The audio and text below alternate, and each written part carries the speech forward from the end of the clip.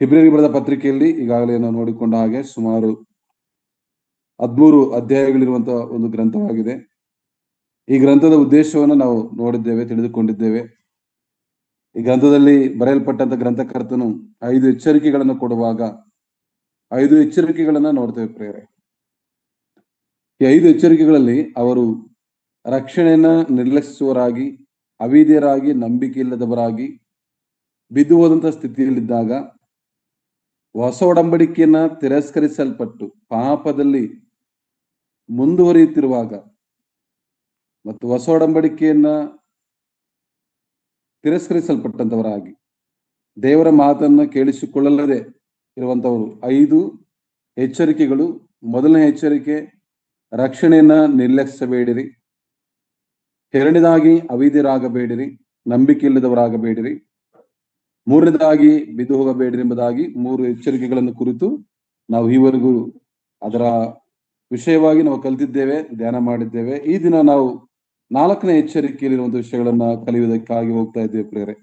ಈ 4ನೇ ಎಚ್ಚರಿಕೆಯಲ್ಲಿ ಇರುವಂತಹ ಒಂದು ಎಚ್ಚರಿಕೆಗಳು ಮತ್ತು ದೇವರ ಒಂದು ಸಂಕಲ್ಪ, ಉದ್ದೇಶ ಏನೆಂಬುದನ್ನ ಈ ರಾತ್ರಿ ನಾವು ಧ್ಯಾನ ಮಾಡಿಕೊಳ್ಳೋಣ. ಗ್ರಂಥಕರ್ತನ ಒಂದು ದಾಹವು ಎಲ್ಲರೂ ಹಿಂತಿರುಗಿಕೊಂಡು ಬರಬೇಕು, ದೇವರ ಸನ್ನಿಧಿಯಲ್ಲಿ ಪರಿಪೂರ್ಣವಾದ ರೀತಿಯಲ್ಲಿ ಬೆಳೆಯಬೇಕು ಎಂಬುದಾಗಿ ಗ್ರಂಥಕರ್ತನ ಒಂದು ಆಲೋಚನೆಯು, ಪ್ರಯಾಸವು ಇದಾಗಿದೆ ಪ್ರೇರೆ. ಈ ಇಬ್ರಿಯ ಪತ್ರಿಕೆಯನ್ನು ನೋಡುವಾಗ ಎಷ್ಟೋ ಶ್ರೇಷ್ಠವಾದ ಒಂದು ಪತ್ರಿಕೆ, ಅನೇಕರನ್ನ ಬಡಿದು ಹೆಬ್ಬರಿಸುವಂತ ಪತ್ರಿಕೆ. ಮತ್ತೊಮ್ಮೆ ತಿರುಗಿ ದೇವರ ಸನ್ನಿಧಿಗೆ ಬರೋದಕ್ಕೋಸ್ಕರವಾಗಿ, ಕರ್ತನನ್ನ ಕಂಡುಕೊಳ್ಳೋದಕ್ಕೋಸ್ಕರವಾಗಿ, ಪಶ್ಚಾತ್ತಾಪ ಪಡೋದಕ್ಕೋಸ್ಕರವಾಗಿ, ಹೊಂದಾಣಿಕೆ ಮಾಡಿಕೊಳ್ಳೋದಕ್ಕೋಸ್ಕರವಾಗಿ, ನಂಬಿಕೆಯಲ್ಲಿ ದೃಢವಾಗಿ ನಿಲ್ಲೋದಕ್ಕೋಸ್ಕರವಾಗಿ 11ನೇ ಅಧ್ಯಾಯದಲ್ಲಿ ನಂಬಿಕೆ ವೀರರನ್ನ ನಾವು ಕಾಣ್ತೇವೆ. ಹಾಗೆ ದೇವರಾತ್ಮನ ಒಂದು ನಡೆಸುವಿಕೆಯು, ದೇವರ ಒಂದು ಆಸೆಯು, ಅದನ್ನ ಒಂದು ಆಲೋಚನೆಗಳನ್ನ ಈ ರಾತ್ರಿ ನಾವು ಕಲಿತಾ ಇದ್ದೇವೆ. ಕರ್ತನ ಮಹಾಕೃಪೆಯಿಂದ ಇವತ್ತು 4ನೇ ಎಚ್ಚರಿಕೆ ಎಂಬುದಾಗಿ ಹೇಳಿದ ಹಾಗೆ ಈಗ ನಾವು ರಾತ್ರಿ ಧ್ಯಾನಕ್ಕಾಗಿ ಒಂದು ವಾಕ್ಯವನ್ನು ಓದಿಕೊಳ್ಳೋಣ. ಇಬ್ರಿಯರಿಗೆ ಬರೆದ ಪತ್ರಿಕೆ 10ನೇ ಅಧ್ಯಾಯದ 25ರಿಂದ 31 ತನಕ ನಾವು ಈ ರಾತ್ರಿ ಧ್ಯಾನಕ್ಕಾಗಿ ಓದಿಕೊಂಡು ಕರ್ತನಾಮವನ್ನು ನಾವು ಘನಪಡಿಸೋಣ. ಇಬ್ರಿಯರಿಗೆ ಬರೆದ ಪತ್ರಿಕೆ 10ನೇ ಅಧ್ಯಾಯದ 25ನೇ ವಾಕ್ಯದಿಂದ ನಾವು ಧ್ಯಾನ ಮಾಡಿಕೊಳ್ಳೋಣ. ಸಭೆಯಾಗಿ ಕೂಡಿಕೊಳ್ಳುವುದನ್ನು ಕೆಲವರು ರೂಢಿಯಾಗಿ ಬಿಟ್ಟಿರುವ ಪ್ರಕಾರ ನಾವು ಬಿಟ್ಟು ಬಿಡದೆ ಒಬ್ಬರನ್ನೊಬ್ಬರು ಎಚ್ಚರಿಸೋಣ. ಕರ್ತನ ಪ್ರತ್ಯಕ್ಷತೆ ದಿನವು ಸಮೀಪಿಸುತ್ತಾ ಬರುತ್ತದೆ ಎಂದು ನೀವು ನೋಡುವುದರಿಂದ ಇದನ್ನು ಮತ್ತಷ್ಟು ಮಾಡಿರಿ. ಯಾಕಂದರೆ ಸತ್ಯದ ಪರಿಜ್ಞಾನವನ್ನು ನಾವು ಹೊಂದಿದ ಮೇಲೆ ಬೇಕೆಂದು ಪಾಪ ಮಾಡಿದರೆ ಪಾಪ ಪರಿಹಾರಕ್ಕಾಗಿ ಇನ್ಯಾವ ಯಜ್ಞವೂ ಇರುವುದಿಲ್ಲ.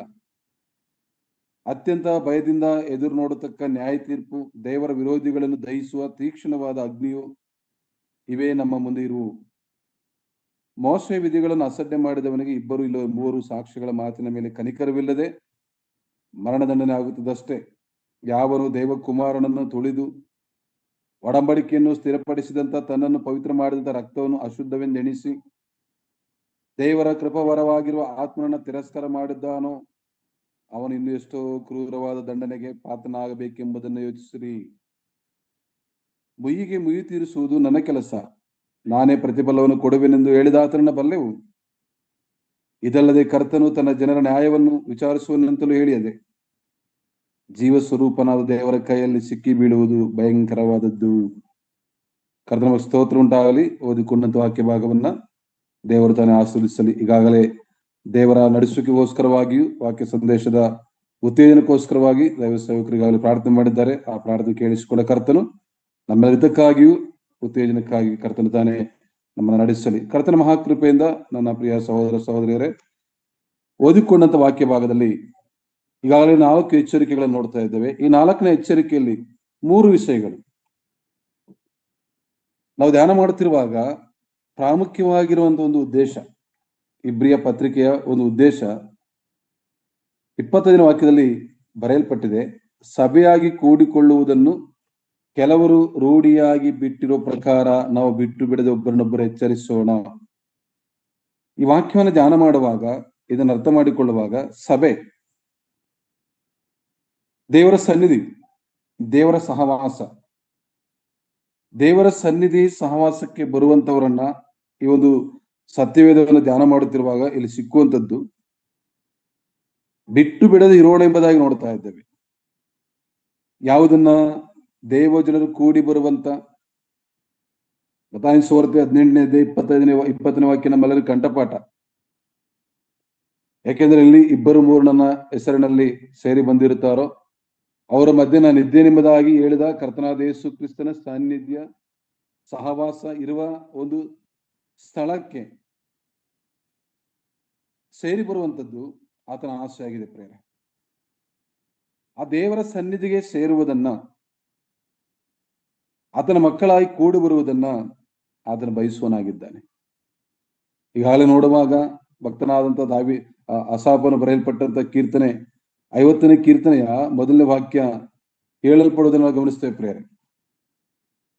50ನೇ ಕೀರ್ತನೆ ಮೊದಲನೇ ವಾಕ್ಯ ಹೇಳುವಂತದ್ದು, ದೇವದೇವನ ದೇಹವನ್ನು ಪೂರ್ವದಿಂದ ಪಶ್ಚಿಮ ದಿಕ್ಕಿನವರೆಗಿರುವ ಭೂನಿವಾಸಿಗಳೆಲ್ಲರನ್ನ ತನ್ನ ಸನ್ನಿಧಿಯಲ್ಲಿ ಬರಬೇಕೆಂದು ಆಜ್ಞಾಪಿಸುತ್ತಾನೆ. ಆತನ ಒಂದು ಆದೇಶ, ಆತನ ಒಂದು ನಿಯಮ, ಆತನ ಒಂದು ಬಯಕೆ. ಮತ್ತು ಹೇಳುತ್ತಾನೆ 5ನೇ ವಾಕ್ಯದಲ್ಲಿ, ನನ್ನೊಡನೆ ಯಜ್ಞದ ಮೂಲಕ ಒಡಂಬಡಿಕೆಯನ್ನು ಮಾಡಿಕೊಂಡ ನನ್ನ ಭಕ್ತನನ್ನು ನನ್ನ ಬಳಿಗೆ ಕರೆಕೊಂಡು ಬನ್ನಿರೆಂಬುದಾಗಿ ಆಜ್ಞಾಪಿಸುತ್ತಾನೆ.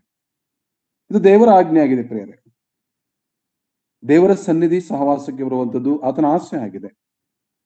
ಆದ್ರೆ ಈ ಆಸೆಗೆ 10ನೇ ಅಧ್ಯಾಯ 25ನೇ ವಾಕ್ಯಕ್ಕೆ ಬರುವಾಗ ಇಲ್ಲಿ ನಾವು ನೋಡ್ತೇವೆ, ಗ್ರಂಥಕರ್ತನು ಈ ಪತ್ರಿಕೆಯನ್ನು ಬರೆಯುವಂತ ಕಾಲದಲ್ಲಿಯೂ ಹಳೆ ಒಡಂಬಡಿಕೆ ಕಾಲದಲ್ಲಿಯೂ ದೇವರ ಸನ್ನಿಧಿ ಸಹವಾಸಕ್ಕೆ ಹೋಗುವಂತವರನ್ನ ತಡೆಯುವಂತವ್ರು, ಅಡ್ಡ ಮಾಡುವಂತವ್ರು. ಯಾಕಂದ್ರೆ ಸಭೆಯಾಗಿ ಕೂಡಿಕೊಳ್ಳುವುದನ್ನು ಕೆಲವರು ರೂಢಿಯಾಗಿ ಬಿಟ್ಟಿರೋ ಪ್ರಕಾರ ನಾವು ಬಿಟ್ಟು ಬಿಡದೆ ಒಬ್ಬರನ್ನೊಬ್ಬರು ಎಚ್ಚರಿಸಬೇಕು. ಹಾಗಾದ್ರೆ ಸಭೆಯಾಗಿ ಕೂಡಿಕೊಳ್ಳುವುದಕ್ಕೆ, ದೇವರ ಸನ್ನಿಧಿ ಸಹವಾಸಕ್ಕೆ ದೇವರ ಮಕ್ಕಳು ಒಂದು ಸ್ಥಳದಲ್ಲಿ ಸೇರಿ ಬರ್ತಾರೆ ಎಂಬುದಾಗಿ ಈಗ ನಾವು ಹೇಳುವಂತ ಕೂಟಗಳು. ಯಾಕೆಂದ್ರೆ ಇಂದಿನ ಕಾಲದಲ್ಲಿ ಕೂಟಗಳಿಗೆ ಹೋಗುವುದಕ್ಕೆ ಒಬ್ಬ ವ್ಯಕ್ತಿಗೆ ಆ ಸ್ಥಳದಲ್ಲಿ ಅಥವಾ ಆ ಕೂಟ ಮಾಡೋ ಜಾಗದಲ್ಲಿ ಇಷ್ಟ ಇಲ್ಲದಿದ್ರೆ ಅವರು ಹೋಗದೆ ಮತ್ತೊಬ್ಬರನ್ನು ಹೋಗದ ಹಾಗೆ ತಡೆಯುವಂಥದ್ದು ಅದು ದೇವರಿಗೆ ಇಷ್ಟವಿಲ್ಲದ ಕಾರ್ಯವಾಗಿದೆ ಪ್ರೇರೆ. ಯಾಕೆಂದ್ರೆ ಮತ್ತಾಯನ ಸುವಾರ್ತೆ 18ನೇ ಅಧ್ಯಾಯ 20ನೇ ವಾಕ್ಯ ನಮ್ಮ ಹೃದಯದಲ್ಲಿದ್ದರೆ ಅಲ್ಲಿ ದೇವರ ಮಕ್ಕಳಾಗಿ ಸೇರಿ ಬರುತ್ತಿರುವಂತವರ ಮಧ್ಯದಲ್ಲಿ ಯಾರಿದ್ದಾನೆ? ಕರ್ತನಾದ ಯೇಸು ಕ್ರಿಸ್ತನು. ಅಲ್ಲಿರುವ ಮನುಷ್ಯರ ಗುಣಗಳು, ಅವರ ಆಲೋಚನೆಗಳಲ್ಲಿದೆ. ಅವರು ಸೇರಿ ಬರುತ್ತಿರುವುದು ಯಾರ ಹೆಸರಿನಲ್ಲಿ? ಕರ್ತನಾದ ಯೇಸು ಕ್ರಿಸ್ತನ ಹೆಸರಿನಲ್ಲಿ, ಕರ್ತನಾದ ಯೇಸು ಕ್ರಿಸ್ತನ ಹೆಸರಿನಲ್ಲಿ. ಇದನ್ನು ಚೆನ್ನಾಗಿ ಅರ್ಥ ಮಾಡಿಕೊಳ್ಳಬೇಕು ಪ್ರೇರೆ. ಯಾಕಂದ್ರೆ ಲೋಕದಲ್ಲಿ ಅನೇಕರು ಯೇಸುವಿನ ಹೆಸರಿನಲ್ಲಿ ಸೇರಿ ಬರ್ತಾರೆ. ಅಂದ್ರೆ ಅಲ್ಲಿ ಅರ್ಥ ಮಾಡಿಕೊಳ್ಳುವಂಥದ್ದು ಕರ್ತನಾದ ಯೇಸು ಕ್ರಿಸ್ತನು ಅಂದ್ರೆ ಕರ್ತನಾದ ಯೇಸು ಕ್ರಿಸ್ತನ ಆತನ ಅಪ್ಪಣೆ, ಆಜ್ಞೆ, ನಿಯಮ, ವಾಕ್ಯಾನುಸಾರವಾದಂತ ಸಭೆ ಸಹವಾಸ, ಕ್ರಮಬದ್ಧವಾದಂತ ಒಂದು ಜೀವಿತ ಇರುವ ಸ್ಥಳಗಳಿಗೆ ಹೋಗುವವರನ್ನ ಇಲ್ಲಿ ಏನ್ ಮಾಡ್ಬೇಕು? ನಾವು ಹೋಗುವುದಕ್ಕೆ ಪ್ರೋತ್ಸಾಹ ಮಾಡಬೇಕೇ ಹೊರತು ಇಲ್ಲಿ ಹೇಳುವಂಥದ್ದು ಅದೇ ಪ್ರೇರೆ. ನಾವು ಬಿಟ್ಟು ಬಿಡದೆ ಒಬ್ಬರನ್ನೊಬ್ಬರು ಎಚ್ಚರಿಸೋಣ, ಪ್ರೋತ್ಸಾಹ ಮಾಡೋಣ. ಈ ಸ್ಥಳದ ತರ ನಡೀತಾ ಇದೆ, ಅದನ್ನ ಧೈರ್ಯವಾಗಿ ಹೇಳೋದಕ್ಕೆ ನಾವು ಸಿದ್ಧರಾಗಿರಬೇಕು ಪ್ರಿಯ. ಅನೇಕರನ್ನ ಕರ್ತನ ಬಳಿಗೆ ಬನ್ನಿರಿ, ದೇವರ ಸನ್ನಿಧಿಗೆ. ಇಲ್ಲಿ ಒಳ್ಳೆಯ ಸಹವಾಸವಿದೆ, ಒಳ್ಳೆ ಅನ್ಯೋನ್ಯತೆವಿದೆ, ಒಳ್ಳೆ ವಾಕ್ಯವಿದೆ. ನೀವು ಬಂದು ಈ ಕೂಟಗಳಲ್ಲಿ ಈ ನಮ್ಮ ಜನರ ಸಹೋದರ ಮಧ್ಯದಲ್ಲಿ ಕುಳಿತು ನೀವು ಕಲಿತು ವಾಕ್ಯದಲ್ಲಿ ಬೆಳೆಯಿರೆಂಬುದಾಗಿ ಕರೆದಂತ ಸಾಕ್ಷಿಗಳು ಸಜೀವವಾಗಿವೆ ಪ್ರೇರೆ. ಯಾಕೆಂದ್ರೆ ಕರೆದುಕೊಂಡು ಬನ್ನಿರೆಂಬುದಾಗಿ ದೇವರು ಆಜ್ಞಾಪಿಸುತ್ತಾನೆ. 50ನೇ ಕೀರ್ತನೆ ನೋಡುವಾಗ, ನನ್ನೊಡನೆ ಒಡಂಬಡಿಕೆ ಮಾಡಿಕೊಂಡಂತ ಯಜ್ಞದ ಮೂಲಕವಾಗಿ ದೇವರು ಆಜ್ಞಾಪಿಸಿದ್ದನ್ನ ಅನೇಕರನ್ನ ಆತನ ಸನ್ನಿಧಿಗೆ ಕರೆತರುವುದಕ್ಕೋಸ್ಕರವಾಗಿ ಆ ಕರ್ತನು ನೇಮಿಸಿಕೊಂಡಿದ್ದಾದರೆ ನಾವೆಷ್ಟು ಧನ್ಯರು. ಪ್ರಿಯ ದೇವಜನರೇ, ಇಲ್ಲಿ ನೋಡುತ್ತಿರುವಂಥದ್ದು ಈ 4ನೇ ಎಚ್ಚರಿಕೆಯಲ್ಲಿ ಅನೇಕರು ಹೊಸ ಒಡಂಬಡಿಕೆಯನ್ನ ತಿರಸ್ಕಾರ ಮಾಡುತ್ತಿದ್ದಾರೆ, ಪಾಪದಲ್ಲಿ ಮುಂದುವರಿಯುತ್ತಿದ್ದಾರೆ. ಅದಕ್ಕೆ ದೇವರಾತ್ಮನು ಗ್ರಂಥಕರ್ತನ ಮೂಲಕ ಸಭೆಯಾಗಿ ಕೂಡಿಕೊಳ್ಳುವುದನ್ನ, ದೇವರ ಸನ್ನಿಧಿ ಸಹವಾಸನ ಬಿಟ್ಟಂತವರು ತಿರುಗಿ ದೇವರ ಸನ್ನಿಧಿಗೆ ಬರಬೇಕು, ಆತನ ಸಾನ್ನಿಧ್ಯದಲ್ಲಿ ಬಂದು ಅದನ್ನು ಕಂಡುಕೊಳ್ಳಬೇಕೆಂಬುದಾಗಿ ನಾವು ನೋಡ್ತಾ ಇದ್ದೇವೆ ಪ್ರೇಮ. ಇದು ಸಭೆಯಾಗಿ ಕೂಡಿಕೊಳ್ಳುವುದನ್ನ ರೂಢಿ ಮಾಡಿಕೊಳ್ಳಬೇಕು. ಸಭೆಯಾಗಿ ಕೂಡಿಕೊಳ್ಳೋದು ಬಿಟ್ಟು ಬಿಡಬಾರದು, ನಾವು ಬಿಡಬಾರದು, ಮತ್ತೊಬ್ಬರಿಗೂ ಬಿಡುವುದಕ್ಕೆ ಮತ್ತೊಬ್ಬರಿಗೂ ಹೋಗಬಾರದೆಂಬುದಾಗಿ ಆಜ್ಞಾಪಿಸಬಾರದು ಪ್ರೇರೆ. ಒಂದು ವೇಳೆ ನನಗೆ ಇಷ್ಟವಿಲ್ಲದಿದ್ರೆ ಮತ್ತೊಬ್ಬರಿಗೆ ನಾವು ಆತಂಕ ಮಾಡಬಾರದು. ದೇವರ ಸನ್ನಿಧಿ ಸಹವಾಸ ನೀವು ಹೋಗಿ. ಯಾಕೆಂದ್ರೆ ಪ್ರೇರೆ, ಇದು ದೇವರ ವಾಕ್ಯ. ಸಭೆಯಾಗಿ ಅದನ್ನ ನಾನು ಈ ಸತ್ಯವೇದವನ್ನು ಧ್ಯಾನ ಮಾಡುವಾಗ ಇಲ್ಲಿ ಬರೆಯಲ್ಪಟ್ಟಂತ ಒಂದು ವಿಷಯಗಳನ್ನ ನಾವು ಗಮನಿಸುವಾಗ ಬಹಳ ಸ್ಪಷ್ಟವಾಗಿ, ಯಾಕೆಂದ್ರೆ ಪ್ರಿಯ ದೇವರು ಬರುವಂತ ಒಂದು ದಿನಕ್ಕೆ ನಾವು ಸಿದ್ಧರಾಗುತ್ತಾ ಇದ್ದೇವೆ. ಆದ್ದರಿಂದ ಎಲ್ಲರೂ ಸಹ ಸಭೆಯಾಗಿ ಸೇರ ಬರಬೇಕೆಂಬುದಾಗಿ ದೇವರ ಚಿತ್ತ. ಎರಡನೇ ವಿಷಯಕ್ಕೆ ಬರುವಾಗ, ಒಂದು, ಸಭೆಯಾಗಿ ಕೂಡಿಕೊಳ್ಳುವುದು ರೂಢಿಯಾಗಿ ಬಿಟ್ಟಿದ್ದಾರೆ. ಎರಡನೇದಾಗಿ ನೋಡುವಾಗ 4ನೇ ಎಚ್ಚರಿಕೆಯಲ್ಲಿ, ಯಾಕೆಂದ್ರೆ ಸತ್ಯದ ಪರಿಜ್ಞಾನವನ್ನು ನಾವು ಹೊಂದಿದ ಮೇಲೆ ಬೇಕೆಂದು ಪಾಪ ಮಾಡಿದರೆ ಪಾಪ ಪರಿಹಾರಕ್ಕಾಗಿ ಇನ್ಯಾವ ಯಜ್ಞವೂ ಇರುವುದಿಲ್ಲ ಎಂಬುದಾಗಿ ನೋಡ್ತಾ ಇದ್ದೇವೆ. ಈ ವಿಷಯವನ್ನು ಗಮನಿಸುವಾಗ ಪ್ರೇರೆ, ನಾವು ಅನೇಕ ಸಾರಿ ನೋಡ್ತೇವೆ. 1 ಯೋಹಾನ 1:9 ನಾವು ಗಮನಿಸುವಾಗ, ಯೋಹಾನ ಬರೆಯಲ್ಪಟ್ಟ ಮೊದಲನೇ ಪತ್ರಿಕೆ 1ನೇ ಅಧ್ಯಾಯದ 9ನೇ ವಾಕ್ಯ ಬರೆಯಲ್ಪಟ್ಟಂತ ಒಂದು ವಿಷಯ ಏನಾಗಿದೆ, ನಮ್ಮ ಪಾಪಗಳನ್ನು ಒಪ್ಪಿಕೊಂಡು ಅರಿಕೆ ಮಾಡಿದರೆ ಎಂಬುದಾಗಿ ನೋಡ್ತಾ ಇದ್ದೇವೆ. ಹಾಗಾದ್ರೆ ಇಬ್ರಿಯ ಗ್ರಂಥಕರ್ತನು ಹೇಳಿದಂತ ಪಾಪ ಯಾವುದು? ಇಲ್ಲಿ ನೋಡುವಾಗ ಬೇಕೆಂದು ಪಾಪ ಮಾಡಿದರೆ ಎಂಬುದಾಗಿ ನೋಡ್ತಾ ಇದ್ದೇವೆ. ಅದು ಯಾವ ಪಾಪ? ಮಾನವನ ಜೀವನದಲ್ಲಿ ಮನುಷ್ಯರಾಗಿ ಶರೀರ ಇರುವುದರಿಂದ ಅನೇಕ ಪಾಪಗಳನ್ನ, ತಪ್ಪುಗಳನ್ನ ಮಾಡುವಾಗ ಒಪ್ಪಿಕೊಂಡ್ರೆ ಆತನ ಕರುಣೆಯುಳ್ಳವನು, ನೀತಿವಂತನು, ನಂಬಿಗಸ್ತನು, ಕ್ಷಮಿಸುತ್ತಾನೆ. ಆದರೆ ಕ್ಷಮಿಸಲಾರದ ಪಾಪ, ಯಾಕೆಂದ್ರೆ ಸತ್ಯದ ಪರಿಜ್ಞಾನವನ್ನು ನಾವು ಹೊಂದಿದ ಮೇಲೆ ಬೇಕೆಂದು ಪಾಪ ಮಾಡಿದರೆ ಪಾಪ ಪರಿಹಾರಕ್ಕಾಗಿ ಇನ್ಯಾವ ಯಜ್ಞವೂ ಇರುವುದಿಲ್ಲ ಎಂಬುದಾಗಿ ನಾವು ಕಾಣ್ತಾ ಇದ್ದೇವೆ. ಅದು ಯಾವುದು ಈ ಪಾಪ ಎಂಬುದಾಗಿ ನಾವು ಗಮನಿಸುವಾಗ, ಕೆಳಗಡೆ ಇದೇ ಗ್ರಂಥದಲ್ಲಿ ಓದುವಾಗ ನಾವು ನೋಡಿದಂತ ಒಂದು ವಾಕ್ಯ, ಅದು ಯಾವ ಪಾಪ? ದೇವರು ಕ್ಷಮಿಸಲಾರದಂತ ಒಂದು ಪಾಪ, ಆತನು ಒಪ್ಪಿಕೊಳ್ಳಲಾರದ ಒಂದು ಪಾಪ, ಅಂಗೀಕರಿಸದೇ ಒಂದು ಪಾಪ. ಅದು ಯಾವುದೆಂಬುದಾಗಿ ನೋಡುವಾಗ, ಯಾವನು ದೇವಕುಮಾರನನ್ನು ತುಳಿದು ಒಡಂಬಡಿಕೆಯನ್ನು ಸ್ಥಿರಪಡಿಸಿದಂತ ತನ್ನನ್ನು ಪವಿತ್ರ ಮಾಡಿದ ರಕ್ತವನ್ನು ಅಶುದ್ಧವೆಂದೆಣಿಸಿ, ಇಲ್ಲಿ ಗಮನಿಸಿದ್ರೆ, ಯಾಕಂದ್ರೆ ಬೇಕೆಂದು ಪಾಪ ಮಾಡಿದರೆ, ಮೊದಲನಾಗಿ ನೋಡ್ತಾ ಇದ್ದೇವೆ, ಸಭೆಯಾಗಿ ಕೂಡಿಕೊಳ್ಳುವುದನ್ನ ರೂಢಿಯಾಗಿ ಬಿಟ್ಟಿರುವ ಪ್ರಕಾರ. ಹೀಗೆ ನಾವು ಜೀವಿಸುತ್ತಿರುವಂತ ಲೋಕದಲ್ಲಿ ಹೊಸ ಒಡಂಬಡಿಕೆ ಕಾಲದಲ್ಲಿದ್ದೇವೆ. ನಾವೆಲ್ಲರೂ ಹೊಸ ಒಡಂಬಡಿಕೆಯನ್ನು ಅನುಸರಿಸುವಂತವರು, ಹೊಸ ಒಡಂಬಡಿಕೆ ಕ್ರಮಗಳನ್ನ ಪಾಲನೆ ಮಾಡುತ್ತಿರುವಂತವರು ಆಗಿದ್ದೇವೆ. ನಾವು ಹಳೆ ಒಡಂಬಡಿಕೆಯ ಪಾಲನೆಗಳು, ಹಳೆ ಒಡಂಬಡಿಕೆಯಲ್ಲಿರುವ ವಾಕ್ಯಗಳು ದೇವರ ನಮಗೆ ಕೊಟ್ಟಿರುವಂತದ್ದೇ. ಆದ್ರೆ ಹಳೆ ಒಡಂಬಡಿಕೆಯ ಪದ್ಧತಿಯಲ್ಲಿ, ಹಳೆ ಒಡಂಬಡಿಕೆ ರೀತಿಯಲ್ಲಿ ಆರಾಧನೆ ಮಾಡುವಂತವರಲ್ಲ. ಹಳೆ ಒಡಂಬಡಿಕೆಯಲ್ಲಿದ್ದಂತ ಒಂದು ಆರಾಧನೆ ಕ್ರಮ, ಆ ಪದ್ಧತಿಗಳು ನೋಡಿದಾಗ ನಾವು ಯಾರು ಮಾಡಲು ಆಗುದಿಲ್ಲ ಪ್ರೇರ. ಆದರೆ ಹಳೆ ಒಡಂಬಡಿಕೆಯ ಪದ್ಧತಿಗಳು ಅಥವಾ ಪಾಪದಲ್ಲಿಂದ ನಮ್ಮನ್ನು ಬಿಡಿಸೋದಕ್ಕೋಸ್ಕರವಾಗಿ ಯೇಸು ಕ್ರಿಸ್ತನು ಶಿಲುಬೆಯಲ್ಲಿ ಪ್ರಾಣ ಕೊಟ್ಟು ಆತನೊಟ್ಟಿಗೆ ನಮ್ಮನ್ನು ಒಡಂಬಡಿಕೆ ಮಾಡಿಕೊಂಡಿದ್ದಾನೆ. ಇಲ್ಲಿ ಬರೆಯಲ್ಪಟ್ಟಿದೆ ಒಡಂಬಡಿಕೆ ಎಂಬುದಾಗಿ, ಹೊಸ ಒಡಂಬಡಿಕೆ. ಈ ಹೊಸ ಒಡಂಬಡಿಕೆಯ ಕ್ರಮಗಳನ್ನ, ಹೊಸ ಒಡಂಬಡಿಕೆ ರೀತಿಯಲ್ಲಿ ಆರಾಧನೆ ಮಾಡುತ್ತಿರುವಂತ ನಾವುಗಳು, ಇಲ್ಲಿ ಸ್ಪಷ್ಟವಾಗಿ ಬರೆಯಲ್ಪಟ್ಟಿದೆ, ತನ್ನನ್ನು ಪವಿತ್ರ ಮಾಡಿದ ರಕ್ತವನ್ನು ಅಶುದ್ಧವೆಂದೆಣಿಸಿ ಎಂಬುದಾಗಿ ನೋಡ್ತಾ ಇದ್ದೇವೆ. ಯಾಕಂದ್ರೆ ಕರ್ತನಾದ ಯೇಸು ಕ್ರಿಸ್ತನು ತನ್ನ ಶಿಷ್ಯರ ಸಂಗಡ ಕಡೆ ಭೋಜನ ಮಾಡುವಾಗ ಆ ಕರ್ತನ ಭೋಜನ ಪಂಕ್ತಿ ಎಂಬುದಾಗಿ ನೋಡ್ತೇವೆ. ಬಹಳಷ್ಟು ಸಾರಿ ಇದಕ್ಕೆ ನಾನು ಹೆಚ್ಚು ಒತ್ತು ಕೊಡ್ತೇನೆ ಪ್ರೇರೆ. ಯಾಕಂದ್ರೆ ಸ್ವಾಮಿ ಹೇಳಿದ್ದು, ಇದನ್ನ ನೆನೆಸಿಕೊಳ್ಳೋದಕ್ಕೋಸ್ಕರವಾಗಿ ಮಾಡಿರಿ. ಆತನು ಹೇಳಿದ್ದಾನೆ, ನನ್ನನ್ನು ನೆನೆಸಿಕೊಳ್ಳೋದಕ್ಕೋಸ್ಕರವಾಗಿ ಮಾಡಿರಿ. ಸಭೆಯ ಸಂಸ್ಕಾರ. ಸಭೆಯಾಗಿ ನಾವು ಕೂಡಿ ಬಂದಾಗ ಗಮನಿಸೋಣ ಪ್ರೇರೆ, ಅಪೊಸ್ತಲ ಕೃತ್ಯಗಳು 2ನೇ ಅಧ್ಯಾಯ 42ನೇ ವಾಕ್ಯ ನಮ್ಮಲ್ಲಿ ಕಂಠಪಾಠವಾಗಿರುವಂತದ್ದೇ. ಅಲ್ಲಿ ಏನ್ ನಡೀತಾ ಇತ್ತು ಎಂಬುದಾಗಿ ನೋಡುವಾಗ, ಸಭೆಯಲ್ಲಿ ಏನಿದೆ, ಮತ್ತಾಯ ಸುವಾರ್ತೆಯಲ್ಲಿ ನೋಡುವಾಗ, ಸಭೆಯಲ್ಲಿ ಆ ಸಹವಾಸದಲ್ಲಿ ಅನ್ಯೋನ್ಯತೆಯಲ್ಲಿ ಪ್ರಧಾನ ಯಾಜಕನಾಗಿ, ಅಧ್ಯಕ್ಷನಾಗಿ, ಒಡೆಯನಾಗಿ ನಮ್ಮ ಕರ್ತನಾದ ಯೇಸು ಕ್ರಿಸ್ತನು ಆಸೀನನಾಗಿದ್ದಾನೆ. ಯಾಕೆಂದ್ರೆ ಅನೇಕ ಸಾರಿ ನೋಡ್ತೇವೆ, ಕೆಲವು ಯಾವುದೇ ಒಂದು ಡಿನಾಮಿನೇಷನ್ ಕುರಿತು ನಾನು ಮಾತಾಡಲ್ಲ, ಇದು ಗಮನಿಸುವಂತದ್ದು. ವಾಕ್ಯ ಬರೆಯಲ್ಪಟ್ಟಿದೆ, ಎಲ್ಲಿ ನನ್ನ ನಾಮದಲ್ಲಿ 2-3 ಸೇರಿ ಬರುತ್ತೋ ನಡುವೆ ನಾನಿದ್ದೇನೆ. ಆದ್ರೆ ಇವತ್ತಿಗೂ ಸಹ ಜನರು ಅಥವಾ ದೇವ ಜನರು ಸಭೆಯಾಗಿ ಕೂಡಿ ಬಂದ ತಕ್ಷಣವೇ ಇಳಿದು ಬಾ, ಓಡಿ ಬಾ ಎಂಬುದಕ್ಕೆ ಕರೆಯುವುದನ್ನು ನೋಡ್ತೇವೆ ಪ್ರೇರೆ. ನಾನು ನೀನು ಕರೆಯುವುದಕ್ಕಿಂತ ಮುಂಚೆ ಆ ಸಹವಾಸದಲ್ಲಿ ಅಲ್ಲಿ ಸಭೆ ಸೇರಿ ಬರುತ್ತಾರೆ. ನಮ್ಮೆಲ್ಲರಿಗಿಂತ ಮೊದಲೇ ಅಧ್ಯಕ್ಷನಾಗಿರುವ ಆತನ ಕರ್ತನಾದ ಯೇಸು ಕ್ರಿಸ್ತನು. ಅದು ಸಭೆ. ಆ ಸಭೆಯಲ್ಲಿ ಕರ್ತನಾದ ಯೇಸು ಕ್ರಿಸ್ತನ ಸಾನ್ನಿಧ್ಯವಿದೆ. ಅಥವಾ ಸಭೆಯಲ್ಲಿ ಏನಿದೆ, ಇವರು ಅಪೊಸ್ತಲ ಬೋಧನೆಯನ್ನು ಕೇಳುವುದರಲ್ಲಿ ಬೋಧೆ ಇದೆ, ಅನ್ಯೋನ್ಯತೆ ಇದೆ, ರೊಟ್ಟಿ ಮುರಿಯುವಂತದ್ದಿದೆ. ಹಾಗಾದ್ರೆ ಯಾವುದಕ್ಕೆ ನಾವು ಹೋಗಬೇಡ ಎಂಬುದಾಗಿ ಹೇಳ್ತಾ ಇದ್ದೇವೆ? ಭಾನುವಾರ ಮಾತ್ರ ರೊಟ್ಟಿ ಬರುವಂತದ್ದು. ಪ್ರತಿನಿತ್ಯ ಸೇರಿ ಬರುವಂತ ಕೂಟಗಳಲ್ಲಿ ಈ ರೊಟ್ಟಿ ಎಂಬುದಾಗಿ ನೋಡುವಾಗ ದೇವರ ವಾಕ್ಯ, ದೇವರ ಸನ್ನಿಧಿ, ದೇವರ ಸಹವಾಸ, ಐಕ್ಯತೆಯಲ್ಲಿ ಕೂಡಿ ಬರೋದಕ್ಕೋಸ್ಕರವಾಗಿ ಪ್ರಯಾಸ ಪಡುವಂತವರಿಗೆ ನಾವು ಎಚ್ಚರಿಸಬೇಕು, ಪ್ರೋತ್ಸಾಹಿಸಬೇಕು. ಕೆಲವರು ಹೀಗೆ ಹೇಳ್ತಾರೆ, ಒಂದು ವೇಳೆ ನಿನ್ನಲ್ಲಿ ಹೋಗುದಾದ್ರೆ ನಿನ್ನ ಸಂಬಂಧ ಕಟ್ಟು ಅಂತ ಹೇಳುವಂತವ್ರು.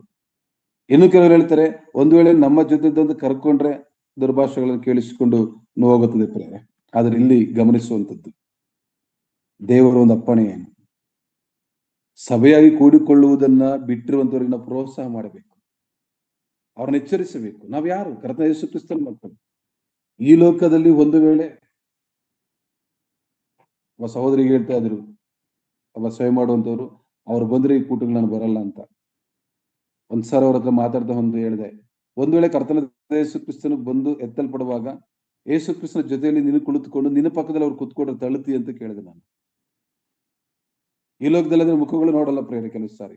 ಮೊದಲು ಕರ್ತನ ಯೇಸು ಕ್ರಿಸ್ತರು, ನಾವು ಈ ಲೋಕದಲ್ಲಿದ್ದರೂ ಸತ್ತರು, ಒಂದು ವೇಳೆ ಕರ್ತನ ಯೇಸು ಕ್ರಿಸ್ತರು ಬರುವಾಗ ಪರಲೋಕ ಕಾಣುವಾಗ, ಗಮನಿಸ್ರಿ, ಇಲ್ಲಿ ಸೇರಿ ಬಂದಿರೋ ಅನೇಕರು ಒಂದು ಮನೆಯಲ್ಲಿ ಸೇರಬೇಕಾಗಿದೆ ಪ್ರೇರೆ, ಅನಿತ್ಯತ್ವದಲ್ಲಿ. ಅವತ್ತು ಯಾವುದಲ್ಲಿ ಇರುವುದಿಲ್ಲ ಪ್ರೇರೆ. ಅದನ್ನು ಭೂಲೋಕದಲ್ಲಿರುವಾಗ ಸಭೆ ಸಹವಾಸ ಅನ್ಯೋನ್ಯತೆಗೆ ನಾವು ಪ್ರೋತ್ಸಾಹ ಮಾಡೋಣ. ಇಲ್ಲಿ ಗಮನಿಸುವಂತದ್ದು ಯಾಕೆಂದರೆ, ಬೇಕೆಂದು ಪಾಪ ಮಾಡಿದರೆ, ಯಾವ ಪಾಪ ಅದು? ಒಂದು ಯೋಹಾನ ಬರೆಯಲ್ಪಟ್ಟಂತ ಪಾಪಗಳನ್ನು ಒಪ್ಪಿಕೊಂಡು ಸ್ವಾಮಿ ಕ್ಷಮಿಸುತ್ತಾನೆ. ಸಭೆಗೆ ಕೊಟ್ಟ ಸಂಸ್ಕಾರ ಇವತ್ತಿನ ದಿನದಲ್ಲಿ ನಾನು ಬಹಳ ಹೆಚ್ಚು ಒತ್ತು ಕೊಡುವಂಥದ್ದು, ನಾನು ಬಹಳ ಇಷ್ಟವಾಗಿರುವಂಥದ್ದು, ವಾರದ ಮೊದಲ ದಿನ ಕರ್ತನ ಮೇಜು ಇರಬೇಕು ಸಭೆ. ಕರೋನಾ ಬಂತು, ಅದು ಬೇರೆ ಸಂದರ್ಭ. ಈಗಿನ ದಿನಗಳಲ್ಲಿ, ಇಂದಿನ ಸ್ಥಿತಿಗಳಲ್ಲಿ ವಾಕ್ಯ ಸ್ಪಷ್ಟವಾಗಿ ಗೊತ್ತಿದ್ದರೂ, ನಾನು ಅಕ್ಷರ ಹೇಳ್ತೇನೆ, ಕನ್ನಡ ತೆಲುಗು ಓದುವಾಗ ಆ ತೆಲುಗಲ್ಲಿ ನೋಡೋದಾದ್ರೆ ಆದಿವಾರವನ್ನು ಸ್ಪಷ್ಟವಾಗಿ ಬರೆಯಲ್ಪಟ್ಟಿದೆ ಪ್ರೇರೆ. ಇಂದಿಗೆ ಎಷ್ಟೋ ಸಭೆಗಳಲ್ಲಿ ತಿರಸ್ಕಾರ. ಯಾಕಂದ್ರೆ ದೇವರ ವಾಕ್ಯ ಹೇಳ್ತದೆ, ಹೊಸ ಒಡಂಬಡಿಕೆಯನ್ನ ತಿರಸ್ಕಾರ ಮಾಡಿದ 4ನೇ ಎಚ್ಚರಿಕೆ. ಹೊಸ ಒಡಂಬಡಿಕೆನ ತಿರಸ್ಕರಿಸಬೇಡಿರಿ, ಪಾಪದಲ್ಲಿ ಮುಂದುವರಿಯಬೇಡಿರಿ. 10ನೇ ಅಧ್ಯಾಯ 26-31 ತನಕ ಅದೇ ಎಚ್ಚರಿಕೆ ಹೇಳುವಂಥದ್ದು. ಮೊದಲನೇದಾಗಿ ಸಭೆಯಾಗಿ ಕೂಡಿಕೊಳ್ಳುವುದರ ರೂಢಿಯಾಗಿ ಬಿಟ್ಟು ಬಿಡಬಾರದು. ಎರಡನೇದಾಗಿ ನೋಡುವಾಗ ಬೇಕೆಂದು ಪಾಪ ಮಾಡಿದರೆ ಎಂಬುದಾಗಿ ನಾವು ಗಮನಿಸ್ತಾ ಇದ್ದೇವೆ. ಇದಕ್ಕೆ ಒಂದು ಉದಾಹರಣೆಯಾಗಿ, ಆ ದೇವರ ಸನ್ನಿಧಿ ಸಹವಾಸವನ್ನ ತ್ಯಜಿಸಿದಂಥವರು ಬೇಕೆಂದು ಪಾಪ ಮಾಡಿದ್ದರಿಂದ ಆದಂತ ಶಿಕ್ಷೆ ಎಂಬುದನ್ನ ತಿಳಿದುಕೊಳ್ಳುವುದಕ್ಕೆ ನಾವು ದಾನಿಯೇಲನ ಗ್ರಂಥ ಹಳೆ ಒಡಂಬಡಿಕೆ, ದಾನಿಯೇಲನ ಗ್ರಂಥ ಹಳೆ ಒಡಂಬಡಿಕೆ 5ನೇ ಅಧ್ಯಾಯದ 22ನೇ ವಾಕ್ಯವನ್ನು ಸ್ವಲ್ಪ ನಾವು ಓದಿಕೊಳ್ಳೋಣ. ಹಳೆ ಒಡಂಬಡಿಕೆಯಲ್ಲಿ ದಾನಿಯೇಲನ ಗ್ರಂಥ, ಇಲ್ಲಿ ನಾವು ಗಮನಿಸ್ತೇವೆ ಪ್ರಿಯರೇ. ಬೆಲೆಚ್ಚರನೇ, ಅವನ ಮಗನಾದ ನೀನು ಇದನ್ನೆಲ್ಲ ತಿಳಿದುಕೊಂಡರು ನಿನ್ನ ಮನಸ್ಸನ್ನು ತಗ್ಗಿಸಿಕೊಳ್ಳಲಿಲ್ಲ. ಪರಲೋಕದೊಡೆಯನಿಗೆ ವಿರುದ್ಧವಾಗಿ ನಿನ್ನನ್ನು ಹೆಚ್ಚಿಸಿಕೊಂಡಿ ಆತನ ಆಲಯದ ಪಾತ್ರೆಗಳನ್ನು ಸನ್ನಿಧಿಗೆ ತಂದರಲ್ಲ. ನೀನು ನಿನ್ನ ರಾಜ್ಯದ ಮುಖಂಡರ ಮತ್ತು ಪತ್ನಿಯರ ಸಂಗಡ ಅವುಗಳಲ್ಲಿ ದ್ರಾಕ್ಷಿರಸವನ್ನು ಕುಡಿದು ಬುದ್ಧಿ, ಕಣ್ಣು, ಕಿವಿ ಇಲ್ಲದ ಬೆಳ್ಳಿ, ಬಂಗಾರ, ತಾಮ್ರ, ಕಬ್ಬಿಣ, ಮರಕಲ್ಲುಗಳ ದೇವರುಗಳನ್ನು ಸ್ತುತಿಸಿದ್ದಿ. ಆದರೆ ನಿನ್ನ ಪ್ರಾಣವು ಯಾರ ಕೈಯಲ್ಲಿದೆಯೋ, ನಿನ್ನ ಸ್ಥಿತಿಗತಿಗಳು ಯಾರ ಆಧೀನವೋ ಆ ದೇವರನ್ನು ಘನಪಡಿಸಲೇ ಇಲ್ಲ. ಹೀಗಿರಲು ಆ ಹಸ್ತವು ದೇವರ ಸನ್ನಿಧಿಯಿಂದ ಬಂದು ಈ ಬರಹವನ್ನು ಬರೆಯಿತು. ಬರೆದ ಬರಹವು ಇದೇ, ಮೇನೆ ಮೇನೆ ಟೇಕೆಲ್ ಫಾರ್ ಸಿನ್, ಇದರ ಅರ್ಥವಿದೆ ಎಂಬುದಾಗಿ ದಾನಿಯೇಲನು ಬೆಲೆಚ್ಚರನ ಸಂಗಡ ಮಾತಾಡುವಾಗ ಪ್ರೇರೆ ಏನಾದನೆಂಬುದಾಗಿ ನೋಡುವಾಗ, ಅದೇ ರಾತ್ರಿಯಲ್ಲಿ ಕಸ್ದೆ ರಾಜನಾದ ಬೆಲೆಚ್ಚರನು ಕೊಲ್ಲಲ್ಪಟ್ಟನು. ಈ 5ನೇ ಅಧ್ಯಾಯದ 1ನೇ ವಾಕ್ಯವನ್ನು ಓದುವಾಗ ನೆಬೂಕದ್ನೆಚ್ಚರನ ಮಗನಾಗಿರುವಂತಹ ಬೆಲೆಚ್ಚರನು ಎಂಬುದಾಗಿ ನೋಡ್ತೇವೆ. ಅವನು ಮಾಡಿದ್ದು 1000 ಮಂದಿಗೆ ಔತಣವನ್ನು ಮಾಡಿಸಿ ಜನರ ಕಣ್ಣಿನ ದ್ರಾಕ್ಷರಸವನ್ನು ಕುಡಿದನು, ಅಮಲೇರಿದನು ಪ್ರೇರೆ. ಅದನ್ನು ಸವಿತ ಯೆರೂಸಲೇಮ್ ದೇವಾಲಯದೊಳಗೆ ತನ್ನ ತಂದೆಯಾದ ನೆಬೂಕದ್ನೆಚ್ಚರನು ಎತ್ತುಕೊಂಡು ಬಂದಿದ್ದ ಬೆಳ್ಳಿ ಬಂಗಾರಗಳ ಪಾತ್ರೆಗಳಲ್ಲಿ ತಾನು, ತನ್ನ ಮುಖಂಡರು, ಪತ್ನಿಯರು ಕುಡಿಯುವುದಕ್ಕಾಗಿ ಅವಳನ್ನು ತರುವಂತೆ ಆಜ್ಞಾಪಿಸಿದನು. ದೇವರನ್ನ ಬಿಟ್ಟರು, ಸೃಷ್ಟಿಕರ್ತನನ್ನ ಬಿಟ್ಟರು. ಅಲ್ಲಿ ಬರೆಯಲ್ಪಟ್ಟಿದೆ, ಮರಕಲ್ಲುಗಳ ದೇವರು ಸ್ತುತಿಸಿದರು. ಆಗ ಒಂದು ಬರವಣಿಗೆ ಬರೆಯಲ್ಪಟ್ಟಿತ್ತು, ಆಜ್ಞೆ ಅತಿಕ್ರಮವೇ ಮಹಾಪಾಪ. ಪ್ರೇದೇವು ಚಂದ್ರ, ಬೇಕೆಂದು ಪಾಪ ಮಾಡಿದ್ದರಿಂದ, ಅಹಂಕಾರ ಪಟ್ಟಿದ್ದರಿಂದ, ಕುಡುಕನಾದ್ದರಿಂದ, ಮೆರೆದಿದ್ದರಿಂದ ಸಿಕ್ಕಂತ ಸ್ಥಿತಿ ಅವನು ಕೊಲ್ಲಲ್ಪಟ್ಟನು. ಕೃಷ್ಣಲಿ ಪ್ರಿಯ ದೇವಚಂದ್ರೆ, ಜಗತ್ಪುನಾದಿ ಹಾಕೋದಕ್ಕಿಂತ ಮುಂಚೆ ಕೃಷ್ಣನಲ್ಲಿ ಆರಿಸಲ್ಪಟ್ಟ ನಾವುಗಳು ತಾಯಿಗೆ ಬರುವುದಕ್ಕಿಂತ ಮುಂಚೆ ಕರೆಯಲ್ಪಟ್ಟದ ಕರ್ತನಿಗೆ ನಮ್ಮ ಜೀವಿತ ಕಾಲವೆಲ್ಲ ಪ್ರೇರೆ ಲೋಕದಲ್ಲಿರುವಂಥದ್ದು ತಿರಸ್ಕರಿಸಿದರು, ನಿಂದಿಸಿದರು. ನಮ್ಮನ್ನ ಕೈ ಬಿಡದ ನಮ್ಮ ನಾಯಕನು, ನಮ್ಮ ರಾಜನು, ಇಮ್ಮಾನುವೇಲದ ದೇವರು ನಮ್ಮೊಟ್ಟಿಗಿರುವಾಗ ಆತ ನಮಗೆ ಕೊಟ್ಟಿರುವಂತ ಆ ನಿಯಮಗಳನ್ನ, ಆ ಆಜ್ಞೆಗಳನ್ನ 119ನೇ ಕೀರ್ತನೆ ಓದುವಾಗಲೆಲ್ಲ ಒಂದು ಸಂತೋಷವು ಮತ್ತು ದುಃಖವಾಗುತ್ತದೆ. ಎಷ್ಟು ಸಾರಿ ನಿನ್ನ ನಿಬಂಧನೆಗಳನ್ನ ನನಗೆ ತಿಳಿಸು, ನಿನ್ನ ನಿಯಮಗಳನ್ನ ನನಗೆ ಕಲಿಸು, ನಿನ್ನ ಆಜ್ಞೆ ವಿಧಿಗಳನ್ನ ನನಗೆ ತಿಳಿಯಪಡಿಸು. ಒತ್ತಾಯವಾಗಿ ದೇವರ ಸನ್ನಿಧಿಯಲ್ಲಿ ಬೇಡುವಂಥದ್ದು ಪ್ರೇರೆ. ದೇವರನ್ನು ಹೇಗೆ ಜೀವಿಸಬೇಕು, ಹೇಗೆ ನಡೆದುಕೊಳ್ಳಬೇಕು. ಒಬ್ಬ ಕುಟುಂಬದಲ್ಲಿ ಒಬ್ಬ ಸಹೋದರಿಗೆ ಅಥವಾ ಸ್ತ್ರೀಗೆ ಗಂಡನಾಗಿ, ಒಬ್ಬ ಪುರುಷನಿಗೆ ಹೆಂಡತಿಯಾಗಿ, ಒಬ್ಬ ಮಕ್ಕಳಿಗೆ ತಂದೆಯಾಗಿ, ಒಬ್ಬ ಸಭೆಗೆ ಸೇವಕನಾಗಿ, ಒಬ್ಬ ಸಭೆಗೆ ಹಿರಿಯನಾಗಿ, ಒಬ್ಬ ಸಭೆಗೆ ನಾಯಕನಾಗಿ, ಕುಟುಂಬದಲ್ಲಿ, ಸಭೆಯಲ್ಲಿ, ಸಮಾಜದಲ್ಲಿ ನಾವು ನಡೆದುಕೊಳ್ಳುವುದನ್ನ ದೇವರ ಮುಂದೆ ಕೇಳಿ ಕಲಿತುಕೊಳ್ಳಬೇಕು. ಹೇಗೆ ಜೀವಿಸಬೇಕೆಂಬುದಾಗಿ ಮತ್ತು ಕರ್ತನ ಸಭೆಗೆ ಕೊಟ್ಟಂತ ವಿಷಯಗಳಲ್ಲಿ ಪ್ರೇರಣೆ ನಮ್ಮನ್ನ ಒಪ್ಪಿಸಿಕೊಡಬೇಕು. ಯಾಕಂದ್ರೆ ದೇವರ ಒಂದು ಆಸೆ, ಆತನ ಬಯಕೆ ಒಬ್ಬನಾದ್ರೂ ನಾಶವಾಗಬಾರದು. ಆದ್ದರಿಂದ ಇಲ್ಲಿ ನಾವು ಹತ್ರ ಗಮನಿಸುವಂಥದ್ದು, ಬೇಕೆಂದು ಪಾಪ ಮಾಡಿದರೆ ಇಲ್ಲಿ ಬಹಳ ಸ್ಪಷ್ಟವಾಗಿ ಬರೆಯಲ್ಪಟ್ಟಂತ ವಾಕ್ಯ. ಅದು ಯಾವ ಪಾಪ? ಆಜ್ಞೆ, ದೇವರು ಸಭೆಗೆ ಕೊಟ್ಟಂತ ಕ್ಷಮಿಸಲಾರದಂತ ಪಾಪ ಎಂಬುದಾಗಿ ವಾಕ್ಯದಲ್ಲಿ ನಾವು ನೋಡ್ತೇವೆ. ಭಕ್ತದ ಪೌಲನು ರೋಮಾಪುರದ ಬರೆದ ಪತ್ರಿಕೆ 12ನೇ ಅಧ್ಯಾಯದ 8ನೇ ವಾಕ್ಯವನ್ನು ನೋಡಿಕೊಳ್ಳೋಣ. ಪೌಲನು ರೋಮ ಪತ್ರಿಕೆ ಬರೆಯಲ್ಪಟ್ಟ 12ನೇ ಅಧ್ಯಾಯದ 8ನೇ ವಾಕ್ಯವನ್ನ ನೋಡಿಕೊಳ್ಳುವಾಗ, ಬೋಧಿಸುವನು ಬೋಧಿಸುವುದರಲ್ಲಿ, ಬುದ್ಧಿ ಹೇಳುವನು ಬುದ್ಧಿ ಹೇಳುವುದರಲ್ಲಿ ನಿರತನಾಗಿರಲಿ, ದಾನ ಕೊಡುವನು ಯಥಾರ್ಥ ಮನಸ್ಸಿಂದ ಕೊಡಲಿ ಎಂಬುದಾಗಿ ಹೀಗೆ ಕರ್ತನನ್ನ ಘನಪಡಿಸಬೇಕೆಂಬ ವಿಷಯಗಳನ್ನ ಇಲ್ಲಿ ನಾವು ಕಲಿತುಕೊಳ್ತೇವೆ ಪ್ರೇರೆ. ಇನ್ನು ಅನೇಕ ವಿಷಯಗಳಿದ್ದರೂ ನಾವು ಗಮನಿಸುವಾಗ ಅಪೊಸ್ತಲರ ಕೃತ್ಯಗಳು 1ನೇ ಅಧ್ಯಾಯದ 13ನೇ ವಾಕ್ಯ ಹೀಗೆ ಬರೆಯಲ್ಪಟ್ಟಿದೆ. ಅಲ್ಲಿ ನೋಡ್ತೇವೆ, ಅವರು ಅಲ್ಲಿಗೆ ಬಂದು ತಾವು ಇರುತ್ತಿದ್ದ ಮೇಲಂತಸ್ತಿಗೆ ಹೋದರು. ಇಲ್ಲಿ ಶಿಷ್ಯರ ಹೆಸರು ಬರೆಯಲ್ಪಟ್ಟಿದೆ. ಏನ್ ಮಾಡಿದ್ರು? ಇವರೆಲ್ಲರೂ ಏಕ ಮನಸ್ಸಾಗಿ, ಈಗ ನಾವು ಕಲಿಯುತ್ತಿರುವಂತದ್ದು ಮೊದಲು ಸಭೆಯಲ್ಲಿ ಕರ್ತನಾದ ಯೇಸು ಕ್ರಿಸ್ತನ ಸಾನ್ನಿಧ್ಯವಿದೆ. ಸಭೆಯಲ್ಲಿ ಕರ್ತನಾದ ಯೇಸು ಕ್ರಿಸ್ತನ ಸಭೆ ಕೊಟ್ಟ ಸಂಸ್ಕಾರ, ಕರ್ತನ ಮೇಜು ಅಥವಾ ರೊಟ್ಟಿ ಮುರಿಯುವುದರಲ್ಲಿಯೂ, ಪ್ರಾರ್ಥನೆ, ಆ ಪ್ರಾರ್ಥನೆಯಲ್ಲಿ ಏನಿದೆ? ಏಕ ಮನಸ್ಸು, ಏಕಾಗ್ರತೆ ಪ್ರೇಮ. ಯಾಕೆಂದ್ರೆ ಕೆಲವು ಕಡೆ ನಾವು ನೋಡ್ತೇವೆ, ಪ್ರಾರ್ಥನೆ ಮಾಡ್ತಾ ಇದ್ರೆ ಈಗಿನ ದಿನಗಳಲ್ಲಿ ಮಾತಾಡುತ್ತಿರುವಂತದ್ದು, ಪ್ರಾರ್ಥನೆ ಮಾಡುವಾಗ ಎದ್ದುವಂಥದ್ದು ಅದಷ್ಟು ಸರಿ ಕಾಣುವುದಿಲ್ಲ ಎಂಬುದಾಗಿ ನಾನು ನೆನೆಸ್ತೇನೆ ಪ್ರೇರೆ. ಯಾಕೆಂದ್ರೆ ಈಗ ನಾವಿರುವಂತ ಒಂದು ನಮ್ಮ ದೇಶದಲ್ಲಿ ಒಂದು ರಾಷ್ಟ್ರಗೀತೆ ನೋಡುವಾಗ, 1-2 ವರ್ಷಗಳ ಕಾಲ ನಾನು ಶಾಲೆಯಲ್ಲಿ ಕೆಲಸ ಮಾಡಿದ್ದರಿಂದ ನಾನು ಅಲ್ಲಿ ಕಲಿತಿದ್ದು, ರಾಷ್ಟ್ರಗೀತೆ ಹಾಡುವಾಗ ಅದು ಯಾರೇ ಆಗಿರ್ಬೋದು ಎಷ್ಟೊಂದು ಸಾವಧಾನವಾಗಿ ನಿಂತಿರ್ತಾರೆ ಅಂದ್ರೆ ಪಕ್ಕಕ್ಕೂ ಕದಲದಿಲ್ಲ ಪ್ರೇರೆ. ವಿದ್ಯಾರ್ಥಿಗಳು, ಟೀಚರು, ಕೆಲಸ ಮಾಡುವ ಆ ಒಂದು ಶಾಲೆ ಎಲ್ಲ ಕೆಲಸಗಾರರು ಅವಾಗ ನಾನು ಕಲಿತುಕೊಂಡಿದ್ದು. ಯಾಕಂದ್ರೆ ಅದಕ್ಕೆ ಎಷ್ಟು ಗೌರವ ಕೊಡ್ತಾರೆ. ಅದೇ ಪ್ರಾರ್ಥನೆ ಮಾಡುವಾಗ ಇವರೆಲ್ಲರೂ ಯಾರ್ಯಾರು ಇಲ್ಲಿದ್ದಾರೆ? ಪೇತ್ರ, ಯೋಹಾನ, ಯಾಕೋಬ, ಆಂದ್ರೆ, ಫಿಲಿಪ, ತೋಮ, ಬಾರ್ತೋಲೋಮಯ, ಮತ್ತ, ಎಲ್ಪಾಯನ, ಯಾಕೋಬ, ಇವರೆಲ್ಲರೂ ಸಹ ಏಕ ಮನಸ್ಸಾಗಿ ದೇವರ ಪ್ರಾರ್ಥನೆ ನಿರತರಾಗಿದ್ದರು. ಸಭೆ, ಯಾವ ಸಭೆಗೆ ನಾವು ದೂರವಾಗುತ್ತಿದ್ದೇವೆ? ಸಭೆಯಲ್ಲಿ ಪ್ರಾರ್ಥನೆ ಇದೆ, ಸಭೆಯಲ್ಲಿ ಆರಾಧನೆ ಇದೆ, ಸಭೆಯಲ್ಲಿ ವಾಕ್ಯ ಬೋಧನೆ ಇದೆ. ಹಾಗಾದ್ರೆ ಏನಿದೆ? ಈಗ ಅನೇಕ ಒಂದು ಸೋಷಿಯಲ್ ಆಗಿ ಕಳೆದ 2 ಸಾರಿ ನಾನೊಂದು ಸೆರೆಮನೆ ಸುವಾರ್ತೆಗೆ ಹೋದಾಗ ಅಲ್ಲಿ ಹೇಳುವಂತದ್ದು ಮನ ಪರಿವರ್ತನೆ ಎಂಬುದಾಗಿ ನೋಡ್ತಾ ಇದ್ದೀವಿ. ಮನ ಪರಿವರ್ತನೆಯ ಕಾರ್ಯಕ್ರಮ ಅಂತ. ಹಾಗಾದ್ರೆ ದೇವರ ಸನ್ನಿಧಿಯಲ್ಲಿ ಏನಿದೆ? ಮನ ಪರಿವರ್ತನೆ. ಕೇವಲ ಆ ಸೆರೆಮನೆಯ ಕೈದಿಗಳಿಗೆ ಮಾತ್ರವಲ್ಲ, ಈ ಲೋಕದಲ್ಲಿ ಅನೇಕ ವಿಷಯಗಳಲ್ಲಿ ಬಂಧಿಸಲ್ಪಟ್ಟ ದೊಡ್ಡ ಕೈದಿಗಳು ನಾವು ಆಗಿದ್ದೇವೆ. ಹಾಗೆ ನಾವು ಮನ ಪರಿವರ್ತನೆ ಆಗುವಂತ ಒಂದು ಯಾವುದು? ದೇವರ ಸನ್ನಿಧಿ, ಸಹವಾಸ, ಅನ್ಯೋನ್ಯತೆ. ಅದು ಅಲ್ಲಿ ಹೋಗಿ ಮನ ಪರಿವರ್ತನೆ ಯಾವುದಕ್ಕೋಸ್ಕರವಾಗಿ? ಯಾಕಂದ್ರೆ ನಾವೆಲ್ಲ ಕಲಿತಂತ ಬರಲ್ಲ ಪ್ರೇರೆ. ದೇವರ ಸಭೆ ಸನ್ನಿಧಿ ಸಹವಾಸಕ್ಕೆ ಹೋಗುವುದಕ್ಕೆ ನಾವು ಕೈ ಜೋಡಿಸಬೇಕು. ಯಾಕೆಂದ್ರೆ ಅನೇಕರು ಪ್ರೇರೆ ಎಷ್ಟೋ ಸಾರಿ ಅನೇಕ ಕೂಟಗಳಿಗೆ ಹೋಗುವಂತ ದಿನಗಳಲ್ಲಿ ನಮ್ಮ ಸ್ಥಳೀಯ ಸಭೆಯಲ್ಲಿ ಬಹಳಷ್ಟು ಕಡೆ ಕೂಟಗಳು ನಡೆಯುವಾಗ ಆ ಕೂಟಗಳಲ್ಲಿ ಪಾಲ್ಗೊಳ್ಳಲು ಹೋಗುವುದಕ್ಕೆ ನಮ್ಮ ಹತ್ರ ಬಸ್ ಚಾರ್ಜ್ ಸಹ ಇರ್ತಿರ್ಲಿಲ್ಲ. ಆದ್ರೆ ನಮ್ಮನ್ನ ಸೇವೆ ಕಳಿಸಲ್ಪಟ್ಟ ನಮ್ಮ ಸ್ಥಳೀಯ ಸಭೆಯ ದೈವ ಸೇವಕರಾಗಿರೋ ನಾರಾಯಣಸ್ವಾಮಣ್ಣನವರು ಎಷ್ಟೋ ಸಾರಿ ನಮ್ಮನ್ನ ಅವರ ಸ್ವಂತ ಖರ್ಚುಗಳಿಂದ ನಮಗೆ ಚಾರ್ಜ್ ಅನ್ನು ಹಾಕಿ ಹೋಗಿ ಬರುವುದನ್ನ ನೋಡುತ್ತಾ ಅನೇಕ ಕಷ್ಟಗಳಲ್ಲಿ ಅವ್ರು ಇರ್ತಾ ಇದ್ರು. ಕಾರಣ ಕಲೀಲಿ, ಪ್ರೋತ್ಸಾಹ ಪಡಿಸುವಂಥದ್ದು. ಆದ್ದರಿಂದ ನಾವು ಇದನ್ನ ಈ ಸ್ಥಿತಿಯಲ್ಲಿ ಇದ್ದೇವೆ ಪ್ರೇರೆ.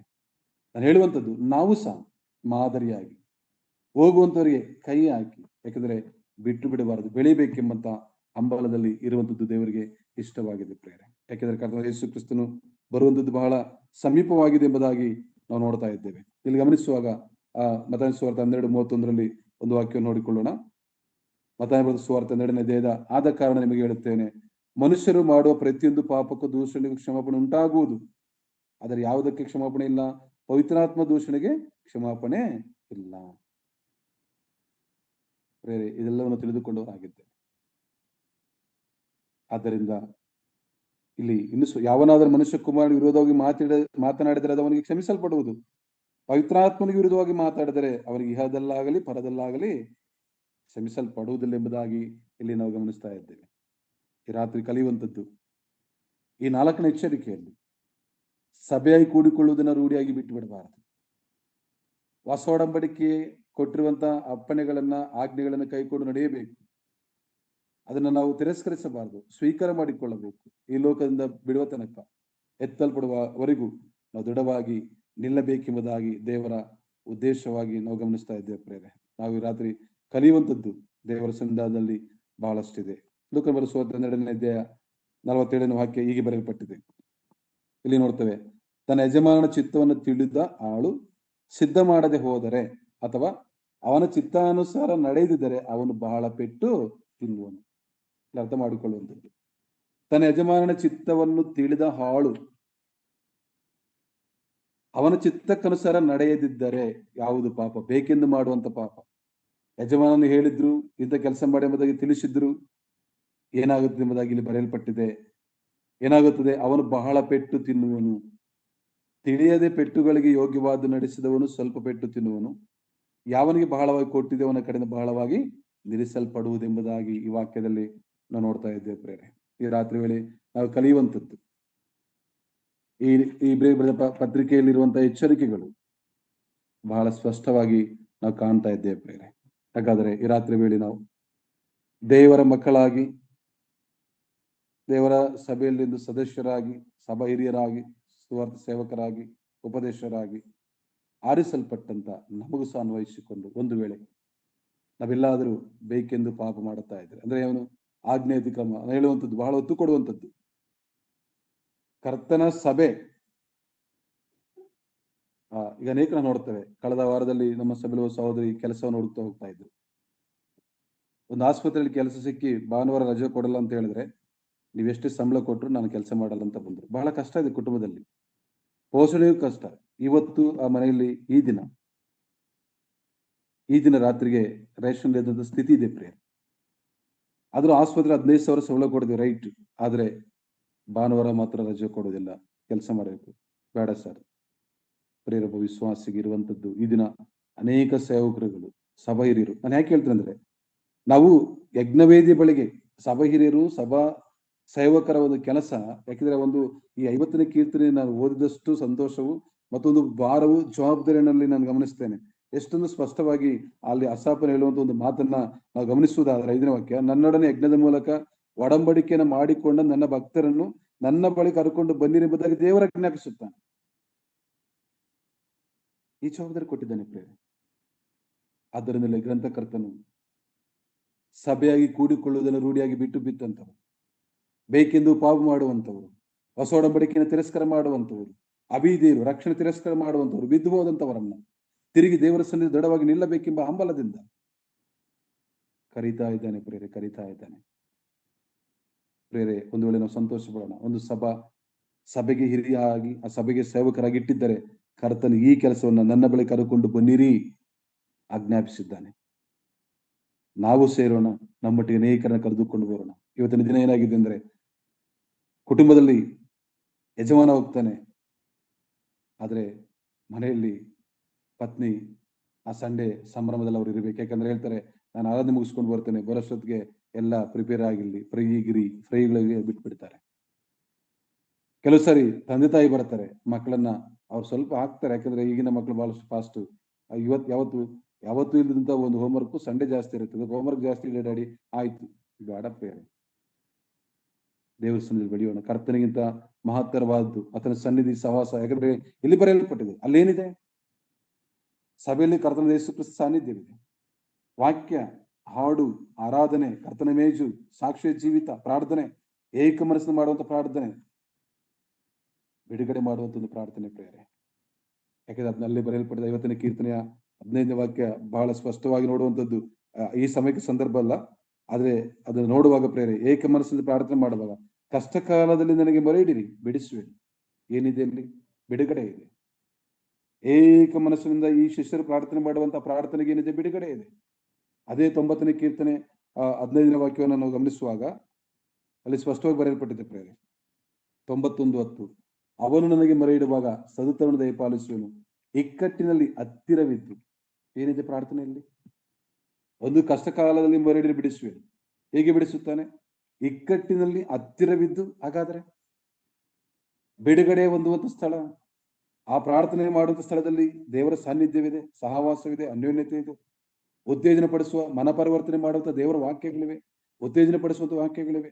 ಅಂತಹ ಸನ್ನಿಧಿಗೆ ನಮ್ಮ ಕುಟುಂಬವನ್ನ, ನಮ್ಮ ಸಭೆಯನ್ನ, ಸಮಾಜವನ್ನ ನಡೆಸದೆ ನಾವು ಹೋಗುವುದು ಅಡ್ಡಿ ಮಾಡಿದ್ರೆ ಪ್ರೇರೆ, ಈಗೋ ಬೆಲ್ಲೆಚ್ಚರನೇನಾದನು. ದಾನಿಯೇಲನ ಗ್ರಂಥದಲ್ಲಿ ನಾನು ಇದನ್ನು ಧ್ಯಾನ ಮಾಡುವಾಗ ಯಾರು ಅತಿಕ್ರಮಿಸಿದ್ರು ಎಂಬುದಾಗಿ ನಾನು ಬಹಳ ಆಳವಾಗಿ ಹೋಗುತ್ತಿರುವಾಗ ಈ ವಾಕ್ಯ ನನಗೆ ಸಿಕ್ಕಿತು. ಏನ್ ಮಾಡಿದನವನು? ದೇವರ ಸನ್ನಿಧಿ ಸಹವಾಸವನ್ನ ಬಿಟ್ಟು, ಜ್ಞಾನವಿಲ್ಲದ, ಅಲ್ಲಿ ಬಹಳ ಸ್ಪಷ್ಟವಾಗಿ ಬರೆಯಲ್ಪಟ್ಟಂತ ಮಾತು ಅವನು ಏನ್ ಮಾಡಿದನು? ಕೊಬ್ಬಿದನೆಂಬುದಾಗಿ ನೋಡ್ತೇವೆ. ಅವನಿಗೆ ಭಯಂಕರವಾದಂತ ಪಾಪಗಳು ಅದಾನು. ಅವನೇನ್ ಮಾಡಿದನು? ಅವನು ನೋಡುವಾಗ, ಪರಲೋಕದೊಡೆಯನಿಗೆ ವಿರುದ್ಧವಾಗಿ ನಿನ್ನ ನೆಚ್ಚಿಸಿಕೊಂಡಿ ಆತನ ಆಲಯದ ಪಾತ್ರೆಗಳನ್ನು ಸನ್ನಿಧಿಗೆ ತಂದಿರಲ್ಲ. ನೀನು ನಿನ್ನ ರಾಜ್ಯದ ಮುಖಂಡರ ಮತ್ತು ಪತ್ನಿಯರ ಸಂಗಡ ಅವುಗಳಲ್ಲಿ ದ್ರಾಕ್ಷರಸವನ್ನು ಕುಡಿದು ಏನು ಮಾಡಿದ್ರು? ಬುದ್ಧಿ, ಕಣ್ಣು, ಕಿವಿ ಇಲ್ಲದ ಬೆಳ್ಳಿ, ಬಂಗಾರ, ತಾಮ್ರ, ಕಬ್ಬಿಣ, ಮರಕಲ್ಲುಗಳ ದೇವರು ಸ್ತುತಿಸಿದ್ದಿ. ಆದರೆ ನಿನ್ನ ಪ್ರಾಣವು ಯಾರ ಕೈಯಲ್ಲಿದೆಯೋ? ಪ್ರೇರೆ, ಭಾನುವಾರ ಫ್ರೈಯಲ್ಲಿದೆಯಾ? ಬಿರಿಯಾನಿಯಲ್ಲಿದೆಯಾ? ಯಾರ ಕೈಯಲ್ಲಿದೆ? ಭಾನುವಾರ ಬಿಟ್ಬಿಡಿ. ದೇವರ ಸನ್ನಿಧಿ ಸಹವಾಸ. ಕರ್ತನ ಮಹಾಕೃಪೆಯಿಂದ ನಾವು ಈಗ 1-2 ತಿಂಗಳ ಮುಂಜಾನೆ ವೇಳೆ 5 ಗಂಟೆಗೆ ನಾವು ಪ್ರಾರ್ಥನೆ ಪ್ರಾರಂಭ ಮಾಡಿದ್ದೇವೆ ಜೂಮ್ ಕೂಟದಲ್ಲಿ. ಕೆಲವರು 5 ಗಂಟೆಗೆ ನಮ್ಮನ್ನ ಎಬ್ಬರಿಸ್ತಾರೆ. 5 ಗಂಟೆಗೆಲ್ಲ ರೆಡಿಯಾಗಿ ಪ್ರಾರ್ಥನೆ ಮಾಡ್ತಾ ಇದ್ದಾರೆ. ಎಷ್ಟೋ ಸಂತೋಷ ಪ್ರೇರೆ. ಅದರ ಸಿಕ್ಕಿದ ಅನೇಕ ಅನುಭವಗಳು. ದೇವಚಂದ್ರೆ, ನಾವು ನಮ್ಮ ಕುಟುಂಬ ಸಭೆ ಬೆಳಿಬೇಕಂದ್ರೆ ಪ್ರಾರ್ಥನೆ, ದೇವರ ಸನ್ನಿಧಿ ಸಹವಾಸ ಎಷ್ಟೋ ಪ್ರಾಮುಖ್ಯವಾಗಿದೆ ಪ್ರೇರೆ. ಆದ್ದರಿಂದ ಈ ಗ್ರಂಥಕರ್ತನ ದಾಹವನ್ನು ನಾವು ತಿಳಿದುಕೊಳ್ಳುತ್ತಾ ಇದ್ದೇವೆ. ಓಡಿ ಓಡಿ ಬರುವಂಥದ್ದು, ಅನೇಕರನ್ನ ಕಳಿಸುವಂಥದ್ದು, ನಾವು ಬರುವಂಥದ್ದು ದೇವರಿಗೆ ಇಷ್ಟವು ಆಸೆ ಎಂಬುದಾಗಿ ಇಲ್ಲಿ ನಾವು ಗಮನಿಸ್ತಾ ಇದ್ದೇವೆ. ಈ ರಾತ್ರಿ ಈ ಗ್ರಂಥಕರ್ತನ ದಾಹವನ್ನ ನಾವು ತೆಗೆದುಕೊಳ್ಳೋಣ ಪ್ರೇರೆ. ಯಾಕೆಂದ್ರೆ ಕೊನೆಯದಾಗಿ ಒಂದು ವಾಕ್ಯ ನೋಡುವಾಗ, ಪೇತ್ರನ ಬರೆಯಲ್ಪಟ್ಟ 2ನೇ ಪತ್ರಿಕೆ 2ನೇ ಅಧ್ಯಾಯದ 20ನೇ ವಾಕ್ಯ ಹೀಗೆ ಬರೆಯಲ್ಪಟ್ಟಿದೆ: ಕರ್ತನೂ ರಕ್ಷಕನೂ ಆಗಿರುವ ಯೇಸು ಕ್ರಿಸ್ತನ ವಿಷಯವಾದ ಜ್ಞಾನ ಹೊಂದಿ ಲೋಕದ ಮಲಿನತ್ವಗಳಿಗೆ ತಪ್ಪಿಸಿಕೊಂಡವರು ತಿರುಗಿ ಅವುಗಳಲ್ಲಿ ಸಿಕ್ಕಿಕೊಂಡು ಸೋತು ಹೋದರೆ ಅವರ ಅಂತ್ಯಸ್ಥಿತಿಯು ಮೊದಲಿಗಿಂತ ಕೆಟ್ಟದ್ದಾಗಿದೆ. ಮತ್ತೊಮ್ಮೆ ಓದ್ತೇನೆ: ಕರ್ತನೂ ರಕ್ಷಕನೂ ಆಗಿರುವ ಯೇಸು ಕ್ರಿಸ್ತನ ವಿಷಯವಾದ ಜ್ಞಾನ ಹೊಂದಿ ಲೋಕದ ಮಲಿನತ್ವಗಳಿಗೆ ತಪ್ಪಿಸಿಕೊಂಡವರು ತಿರುಗಿ ಅವುಗಳಲ್ಲಿ ಸಿಕ್ಕಿಕೊಂಡು ಸೋತು ಹೋದರೆ. ಬಹಳ ಸ್ಪಷ್ಟವಾದ ಮಾತುಗಳನ್ನ ಇಲ್ಲಿ ನಾವು ಗಮನಿಸ್ತಾ ಇದ್ದೇವೆ ಪ್ರೇರೆ. ಯಾಕೆಂದ್ರೆ ಆತನಿಗೆ ನಾವು ತಪ್ಪಿಸಿಕೊಳ್ಳುವಂಥದ್ದು ಇಷ್ಟ ಇಲ್ಲ ಎಂಬುದಾಗಿ ನೋಡ್ತಾ ಇದ್ದೇವೆ. ಆದ್ದರಿಂದ ಪೌಲನು ರೋಮಪುತ್ರಕ್ಕೆ ಬರೆಯಲ್ಪಟ್ಟ ರೋಮಪುರದ ಬರೆದ ಪತ್ರಿಕೆ 13ನೇ ಅಧ್ಯಾಯದ 11ನೇ ವಾಕ್ಯದಲ್ಲಿ ಹೇಳಿದ ಒಂದು ಮಾತನ್ನ ನಾವು ಜ್ಞಾಪಕ ಮಾಡಿಕೊಳ್ಳೋಣ. ಅಲ್ಲಿ ಸ್ಪಷ್ಟವಾಗಿ ಬರೆಯಲ್ಪಟ್ಟಿದೆ: ಈಗಿನ ಕಾಲವು ನಿದ್ದೆಯಿಂದ ಎಚ್ಚರವಾಗತಕ್ಕ ಕಾಲವೆಂದು ಅರಿತು ಇದನ್ನೆಲ್ಲ ಮಾಡಿರಿ. ನಾವು ಕ್ರಿಸ್ತನನ್ನು ಮೊದಲು ನಂಬಿದ ಕಾಲದಲ್ಲಿ ಇದ್ದದ್ದಕ್ಕಿಂತ ಈಗ ನಮ್ಮ ವಿಮೋಚನೆ ಹತ್ತಿರವಾಯಿತು. ഇരുಳು ಬಹಳ ಮಟ್ಟಿಗೆ ಕಳೆಯಿತು, ಹಗಲು ಸಮೀಪವಾಯಿತು. ಕತ್ತಲೆಗೆ ಅನುಗುಣವಾದ ಕೃತ್ಯಗಳನ್ನು ಬಿಟ್ಟು ಬೆಳಕಿಗೆ ಅನುಗುಣವಾದ ಆಯುಧಗಳನ್ನು ಧರಿಸಿಕೊಳ್ಳೋಣ. ಅದು ಯಾವ ಬಿಡಬೇಕು ಅಲ್ಲಿ ಕೊಟ್ಟಿದ್ದಾನೆ ಲಿಸ್ಟ್. ದುಂದವತನ, ಕುಡಿಕತನಗಳಲ್ಲಾಗಲಿ, ಕಾಮವಿಲಾಸ, ನಿರ್ಲಜ್ಜ ಕೃತ್ಯಗಳಲ್ಲಾಗಲಿ, ಜಗಳ, ಹೊಟ್ಟೆ ಕಿಚ್ಚುಗಳಲ್ಲಾಗಲಿ ಕಾಲ ಕಳೆಯದೆ ಹಗಲು ಹೊತ್ತಿಗೆ ತಕ್ಕ ಹಾಗೆ ಮಾನಸ್ಥರಾಗಿ ನಡೆದುಕೊಳ್ಳೋಣ. ದೇಹದ ಆಸೆಗಳನ್ನು ಪೂರೈಸುವುದಕ್ಕಾಗಿ ಚಿಂತಿಸದೆ ಕರ್ತನಾದ ಯೇಸು ಕ್ರಿಸ್ತನ ಧರಿಸಿಕೊಳ್ಳಿರಿ ಎಂಬುದಾಗಿ ಪೌಲನ ಒಂದು ಆಸೆ. ಗ್ರಂಥಕರ್ತನಾಗಿ ಈ ರೋಮ ಪಟ್ಟಣಕ್ಕೆ ಬರೆಯುತ್ತಾ ಪ್ರೇರೆ ಕೊಟ್ಟಂತೆ ಮಾತುಗಳೆಲ್ಲವನ್ನ ನೆನೆಸಿಕೊಳ್ಳುವಾಗ, ಒಂದು ವೇಳೆ ದೇವರ ಸನ್ನಿಧಿ ಸಹವಾಸಕ್ಕೆ ಯಾವ ಮಾನವ ಅಭಿಪ್ರಾಯಗಳಿಂದಲೋ ಆ ಪ್ರೀತಿ ಐಕ್ಯತೆಯನ್ನು ಕಳೆದುಕೊಂಡಿದ್ರೆ ಪ್ರೇರೆ, ಭೂಮಿ ಆಕಾಶ ಉಂಟು ಮಾಡೋದಕ್ಕಿಂತ ಮುಂಚೆ ನಮ್ಮನ್ನು ತಿಳಿದ ಆತನ ಮುತ್ತಿಗಿದ್ದಾನೆ. ಆತನ ಆಸೆಯನ್ನು ನೆರವೇರಿಸೋಣ. ಈ ಲೋಕದ ಮಾನವ ಆ ಒಂದು ಆಡಳಿತಕ್ಕೆ, ಆಜ್ಞೆಗೆ ವಿಧೇಯರಾಗದೆ ನಿನ್ನನ್ನು ಕರೆಯಲ್ಪಟ್ಟ ಕರ್ತನು ಕೊಟ್ಟಂತ ಆಜ್ಞೆ, ಅಪ್ಪಣೆಗೆ ನಾವು ವಿಧೇಯರಾಗೋಣ. ಆತನು ನಮಗೆ ಕೊಟ್ಟಂತ ಆ ಒಂದು ನಿಯಮಗಳನ್ನ ಪಾಲಿಸೋಣ, ಆಜ್ಞೆಗಳನ್ನ ಪಾಲಿಸೋಣ. ಯಾಕಂದ್ರೆ ಆತನಿಗೆ ಇಷ್ಟವಾಗಿದೆ ಪ್ರೇರೆ. ಆತನನ್ನ ಆರಾಧಿಸದೆ ಜ್ಞಾನವಿಲ್ಲದ, ಬುದ್ಧಿ ಇಲ್ಲದ ಅವುಗಳನ್ನ ಮಾಡಿದಂತ ನೆಬೂಕದ್ನೆಚ್ಚರನ ಮಗನಿಗೆ ಆದಂತ ಸ್ಥಿತಿ ಏನೆಂಬುದಾಗಿ ನೋಡಿದ್ದೇವೆ ಪ್ರೇರೆ. ಬೇಕೆಂದು ಪಾಪ ಮಾಡಿದರೆ 4ನೇ ಎಚ್ಚರಿಕೆ. ಹೊಸ ಒಡಂಬಡಿಕೆಯನ್ನು ತಿರಸ್ಕಾರ ಮಾಡಿದರೆ, ಯೇಸು ಕ್ರಿಸ್ತನ ರಕ್ತವನ್ನು ಅಶುದ್ಧವೆಂದು ಎಣಿಸಿದರೆ ಅವನು ಸತ್ತನು, ಕೊಲ್ಲಲ್ಪಟ್ಟನೆಂಬುದಾಗಿ ನೋಡ್ತಾ ಇದ್ದೇವೆ. ಪ್ರಿಯ ದೇವಚಂದ್ರೆ, ಈ ಲೋಕದಲ್ಲಿ ನಾವಿದ್ದೇವೆ. ಆ ಪರಲೋಕ ಸ್ವಾಸ್ಥ್ಯವನ್ನು ಹೊಂದಿಕೊಳ್ಳೋದಕ್ಕೋಸ್ಕರವಾಗಿ, ಆ ನಿತ್ಯ ಪ್ರಭಾವವನ್ನು ಪಡೆದುಕೊಳ್ಳೋದಕ್ಕೋಸ್ಕರವಾಗಿ, ಆ ಮಹಿಮ ಸಿಂಹಾಸನವನ್ನ ನಾವು ಅಲಂಕರಿಸುವುದಕ್ಕೋಸ್ಕರವಾಗಿ ಕರೆಯಲ್ಪಟ್ಟಿದ್ದೇವೆ. ಈ ಲೋಕದಲ್ಲಿ ಸಂಕಟವಿದೆ, ಕಷ್ಟವಿದೆ. ದೇವರ ಸನ್ನಿಧಿ ಸಹವಾಸಕ್ಕೆ ಹೋಗುವಾಗ ಅನೇಕ ರೀತಿಯ ಅಡಚಣೆಗಳು ಬರುತ್ತವೆ. ಎಲ್ಲವನ್ನ ದಾಟಿ ಹೋಗಿ ಕರ್ತನ ಸನ್ನಿಧಿ ಸಹವಾಸಕ್ಕೆ ನಾವು ಪ್ರವೇಶ ಮಾಡೋಣ. ಆ ಪ್ರಾರ್ಥನೆ ಕೂಟ, ಆ ಆರಾಧನೆ ಕೂಟ ಅಲ್ಲಿದೆ. ಕರ್ತನ ಯೇಸು ಕ್ರಿಸ್ತನ ಸಾನ್ನಿಧ್ಯ, ವಾಕ್ಯ ಧ್ಯಾನವಿದೆ, ಅನ್ಯೋನ್ಯತೆ ಇದೆ, ಐಕ್ಯತೆ ಇದೆ. ಮಾತ್ರವಲ್ಲ, ಕೂಡಿ ಬಂದ ಎಲ್ಲರೂ ಏಕ ಮನಸ್ಸಿನಿಂದ ಪ್ರಾರ್ಥನೆ ಮಾಡುತ್ತಿದ್ದಾರೆ ಎಂಬುದಾಗಿ ನೋಡ್ತಾ ಒಂದೇ ವಿಷಯಕ್ಕೋಸ್ಕರ ಪ್ರಾರ್ಥನೆ ಮಾಡುವಾಗ ಕಷ್ಟ ಕಾಲದಲ್ಲಿ ಮೊರೆ ಹಿಡಿದು ಬಿಡಿಸುವಂತ ಬಿಡುಗಡೆ ನಾಯಕನು, ಹತ್ತಿರವಿದು ತಪ್ಪಿಸುತ್ತ ದೇವರು ನನ್ನನ್ನು ಬಿಡಿಸುತ್ತಾನೆ. ಪ್ರೇರೆ, ನಮಗೆ ಜೀವಿತ ಕಾಲವೆಲ್ಲವೂ ವಾಕ್ಯದಲ್ಲಿ ನೋಡಿದಾಗೆ ನೀರಿನ ತೊರೆಗಳನ್ನು ಜಿಂಕಿ ಹೇಗೋ ಹಾಗೆ ನನ್ನ ಮನವು, ನನ್ನ ಹೃದಯವು, ನನ್ನ ಆಸೆಯು, ನನ್ನ ಜೀವಿತ ಕಾಲವೆಲ್ಲ ಈಗಾಗಲೇ ನಾವು ಹಾಡನ್ನು ಕೇಳಿಸ್ಕೊಳ್ತಾ ಇದ್ವು. ನನ್ನ ಜೀವಿತ ತನಕ ನಿನ್ನ ಸ್ತುತಿಸುತ್ತೇನೆ, ನಿನ್ನನ್ನು ಕೊಂಡಾಡ್ತೇನೆ. ಕಷ್ಟ ಕಾಲವೋ, ಸಂಕಟವೋ, ಮರಣವೋ ಏನೇ ಆಗ್ಲಿ, ನಾನು ನಿನ್ನನ್ನೇ ಸ್ತುತಿಸ್ತೇನೆ ಎಂಬುದಾಗಿ ಹೇಳಿದಂತ ಹಾಡಿನ ಹಾಗೆ ನಮ್ಮ ಜೀವಿತ ಕಾಲವೆಲ್ಲವೂ ಕರ್ತನನ್ನೇ ದೃಷ್ಟಿಸೋಣ, ಆತನ ಸನ್ನಿಧಿ ಸಹವಾಸ ಬಯಸೋಣ, ಕರ್ತನ ಕೃಪೆಗಾಗಿ ಜೀವಿಸೋಣ. ಪ್ರೇರೆ, ಈ ಲೋಕವು ಬಹಳ ಹತ್ತಿರವಾಗಿದೆ.